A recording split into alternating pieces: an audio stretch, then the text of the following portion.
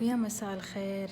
سويت هنا زيت الزيتون، حطيت الفلفل وحمرته، خرجت الفلفل، حطيت بصل وثوم وحمرته كويس. هنا ضفت الصلصة الطماطم أو معجون طماطم مركز وحمرته كويس. هنا ضفت الهريسة اختياري، يعني ملعقة كبيرة، تعطي كذا انتقالة مرة للأكلة دي. ملح وفلفل أسود وكزبرة ناشفة وفلفل حار مطحون اختياري طبعا. وازنوا الملح وخلوه يتسبك الصلصة.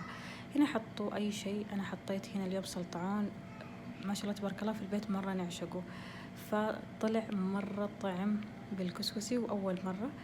فخلوا يعني شغلة 10 دقايق 15 دقيقة بالكثير يتسبك بس. هنا الكسكسي حطيت ملح وفلفل أسود وكركم وقرنفل وزيت زيتون والملح، وأضفت موية حارة وفرقتهم كذا مع بعض. أهم شيء الموية الحارة تضيفوها وبس، وخليته يتسبك اللي سويته هذا.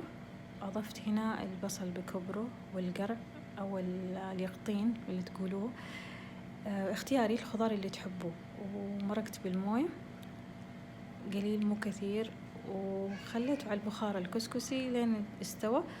والله طلع حاجة لذيذة ما شاء الله تبارك الله، من جد تسلم يدي.